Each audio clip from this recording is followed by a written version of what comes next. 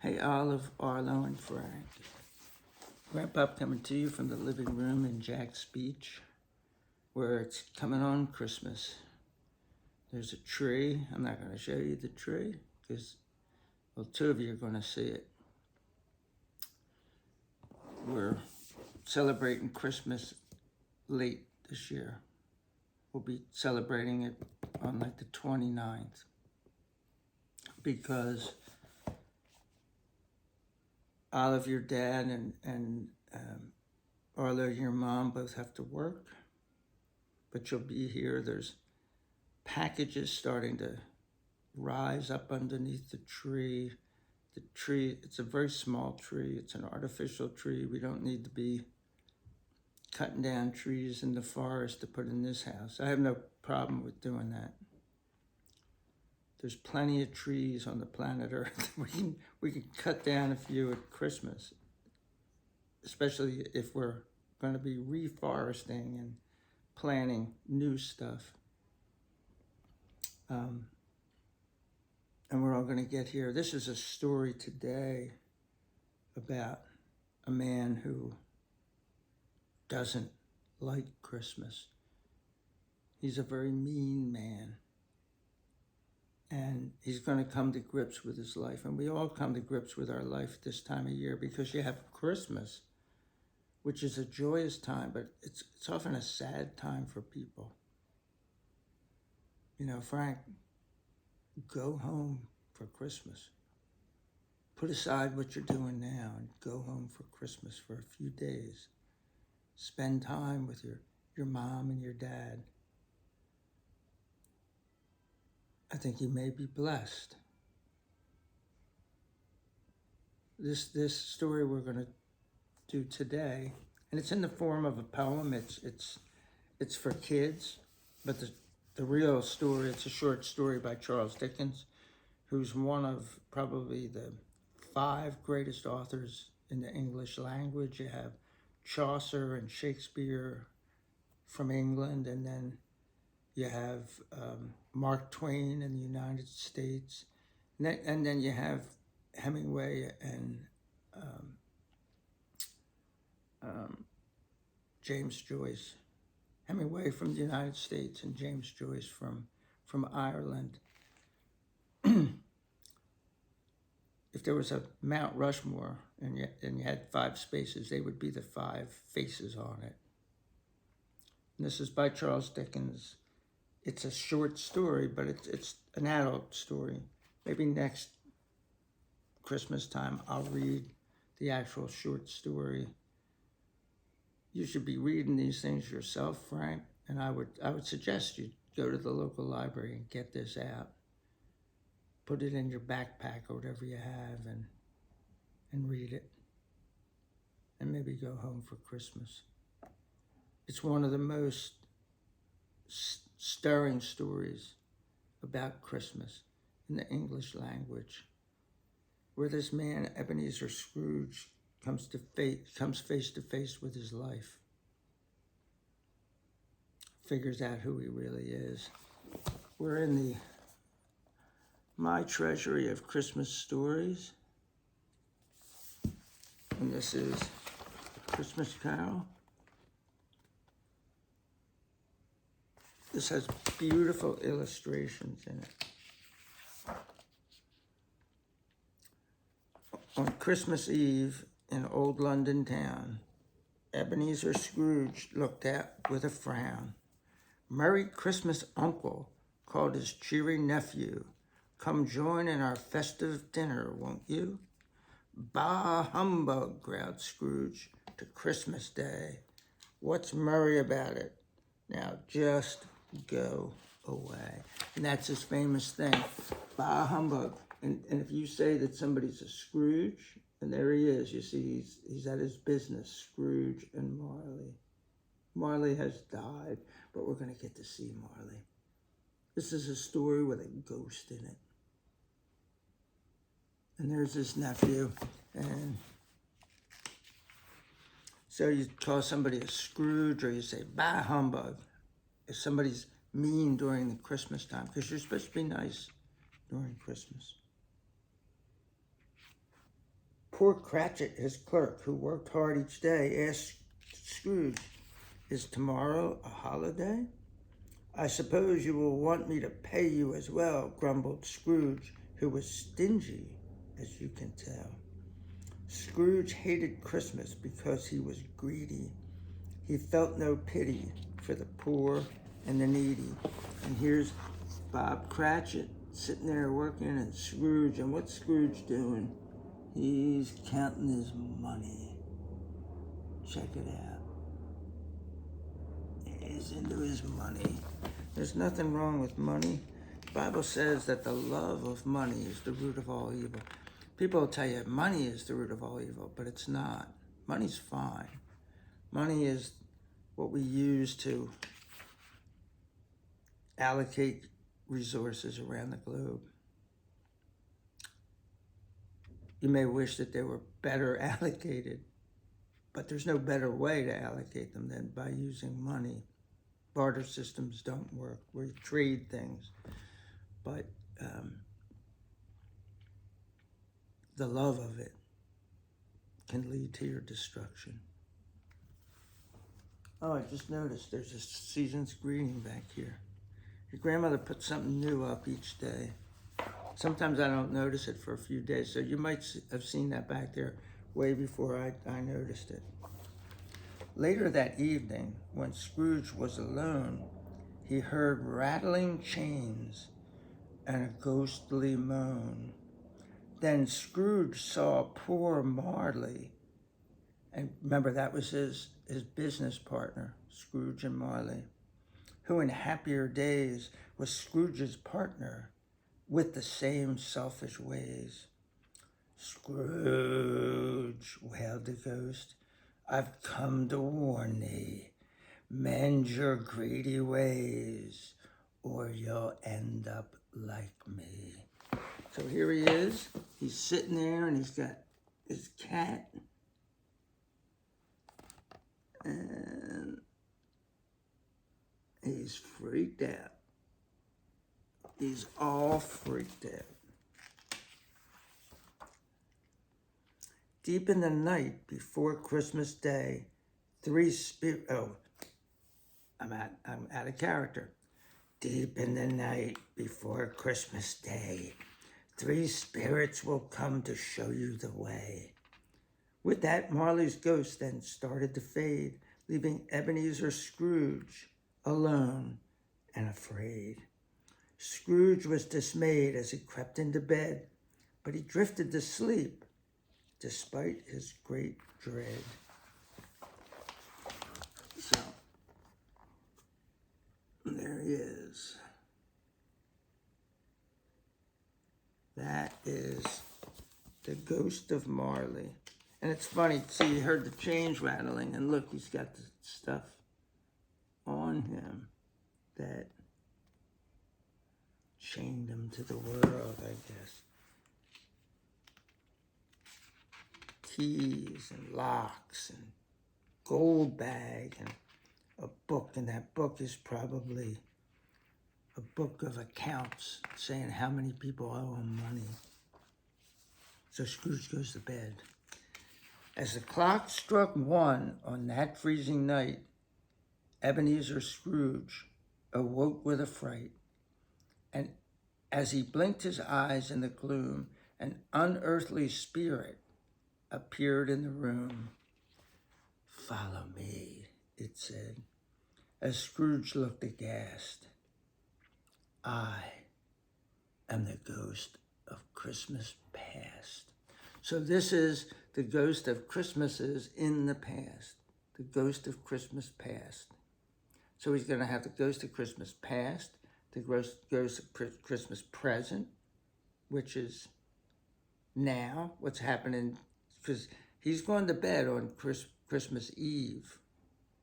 And this is all happening very early on Christmas morning. It's 1 a.m, Christmas morning. It's dark out. Nobody's gotten up yet. And this ghost comes to him and says that he's the ghost of Christmas past. And as you can see, there's the ghost. And there's Ebenezer. And Ebenezer's pretty frightened. You'd be pretty frightened, right? If this happened to you.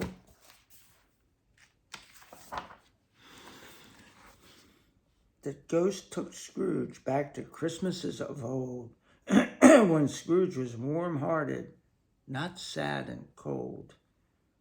They saw Fan, his sister, and Fezziwig, his boss.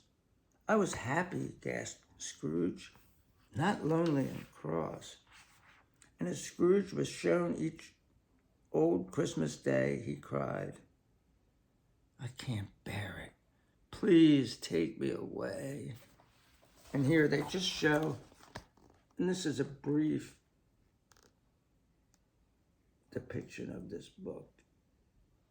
But he went to all the old Christmases when he was young.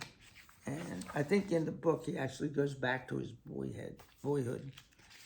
I could be wrong about that. Your grandmother tells me every once in a while I'm wrong about things. I don't agree, but hey. But remember, what happens in story time with Grandpa stays in story time with Grandpa. In the blink of an eye, Scrooge returned to his bed and was met by a jolly spirit who said, I am the ghost of Christmas present. Follow me now to see something pleasant. In a flash, they were in Bob Cratchit's place. Remember who he was? The guy that worked for him. And Scrooge was mad because he wanted Christmas Day off to not work. And Scrooge is like, yeah, you probably want me to pay you to.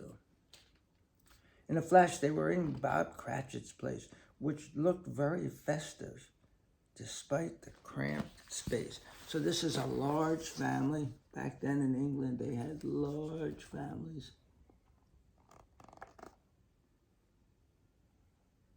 And there's a whole bunch of people, and they're there, they're eating, and they're happy. They should be sad because the dad works for Scrooge. There's all these kids there. And this guy in green, he's the ghost of Christmas present. So Bob Cratchit was scary, but these ghosts aren't scary. Although the ghost of Christmas future, maybe, we'll see. Scrooge watched the Cratchits sit down to eat. Sit down to eat their small Christmas dinner as if a great treat. And you'll see when I show you this that there's not much food on their table because they're poor. God bless us, everyone, Tiny Tim cried, as his family blessed him, smiling with pride. Tiny Tim, said the spirit, will always be lame, but he is still cheerful despite his great pain. So we're going to see that at the opposite end of the table from Bob Cratchit, remember Bob Cratchit from seeing him at the desk? At the opposite end of the table is a little boy, and there's something wooden behind his chair.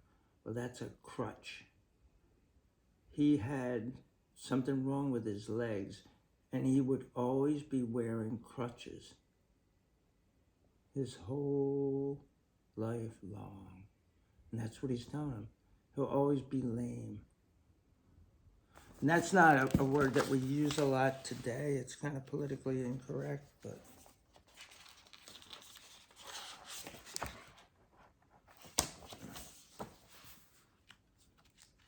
and he's in pain.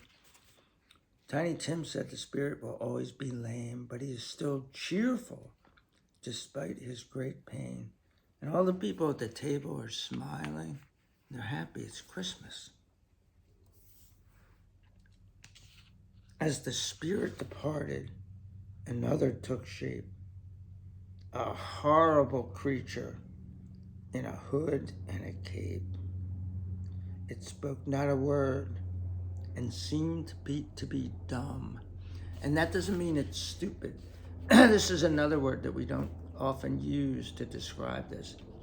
But dumb means that you can't speak. So people back then, sometimes they'd say, well, he's deaf, he can't hear, and he's dumb, he can't speak. Like his mouth won't make the words.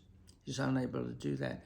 Quite often they go together because deaf people can't hear in the way both you little guys are learning to speak now. And Arlo, of course, is further along than you are, Olive, at this point.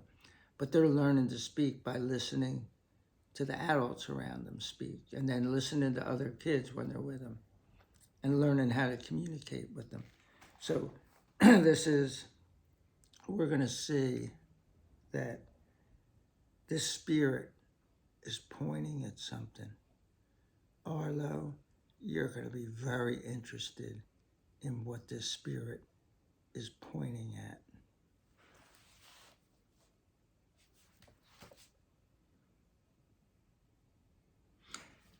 It spoke not a word and seemed to be dumb.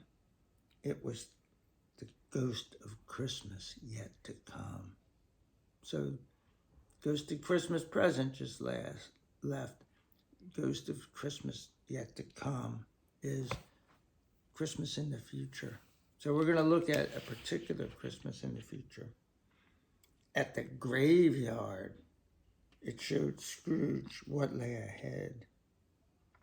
Misery and sorrow, for Tiny Tim was dead.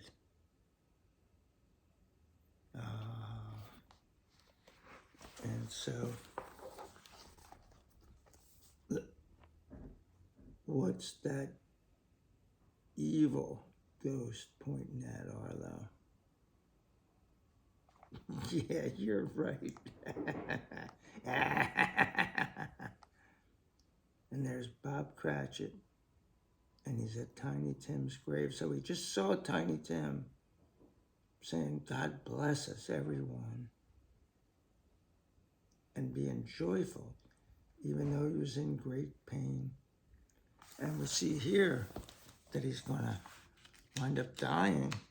Bob Cratchit doesn't look that much older. So this was probably the next year at Christmas that Tiny Tim's dead. And if you see at the gravestone here, that's fresh dirt. They just buried him. When you look at pictures in a book, they quite often tell you the story. It didn't tell you that. But now you know, because you looked at the picture, that he was just buried. And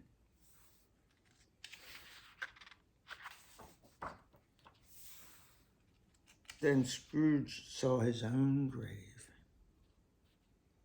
unloved and unkept. Unkept means that nobody's taking care of it. Alone in a cemetery where nobody wept. So nobody's upset that Scrooge is dead. They're weeping over Tiny Tim because they loved him. Everybody hates Scrooge. As they wandered the streets, he heard people say, the old miser is gone. And a miser is somebody who just loves money. That's all he loves. The old miser's gone, but who cares anyway? As the ghost disappeared, Scrooge did something strange. He fell down and wept. Now I know I must change. See, none of us know when we're going to die. It's one reason why I'm doing as many of these things as I'm doing. Because you don't know if you have tomorrow. And I want to do as many teachings and sharing my life and sharing the Bible with you before I die. But if this is the next Christmas, Scrooge has less than a year left. He's lived almost his whole life, and everybody hates him. These aren't a dream. These people are actually taking him into the future, taking him to the past, showing him the present. It's not like, oh, I had this scary dream. Now, he may think it's a scary dream, but it ain't. And so we see they're at the graveyard, and there's an owl. grandmother, her nickname is Brown Al because her name was Alford when I met her. Her name's Clark now. And she's a black woman, so she's Brown Al. And there's Ebenezer, and he's looking at his grave. And it says Scrooge, and you see the stuff growing all over it. Kind of a spooky place, that graveyard, huh? The very next moment, Scrooge woke in his bed. So all this has happened, and the last spirit gets him back into bed. It's the current time. Now it's morning time. So this started at 1 in the morning, and now it's time. It's the sun's up and stuff. The very next moment, Scrooge woke in his bed.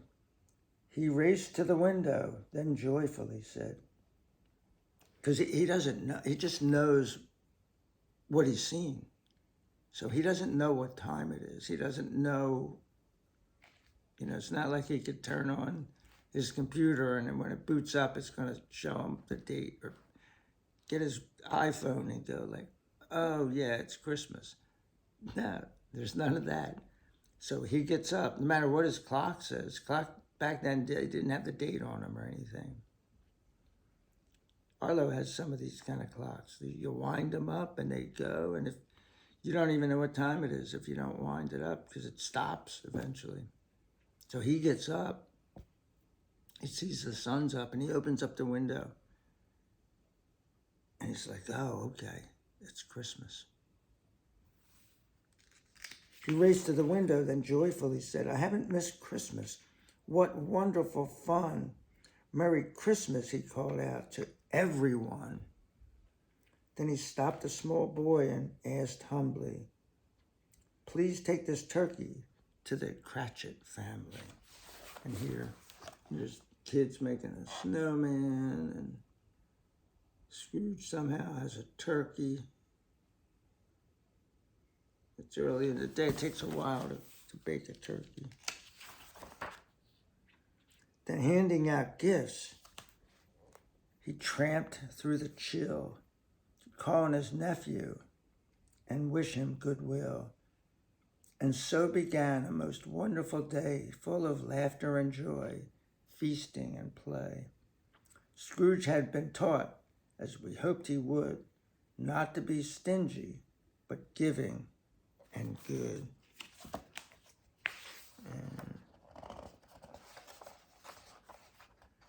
And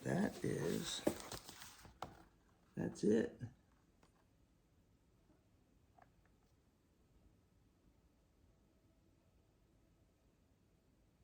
There he is. But trust me, in the book, in the short story, there is much more to it than in this poem. So maybe next year I'll do more adult ones. Frank, if you're watching this, maybe read The Gift of the Magi. I think that's by Rudyard Kipling, I think. Another very good British author. And this one. There's tons of good Christmas stories. Anyway, hope you guys are getting in the Christmas spirit. Merry Christmas. And all, peace out.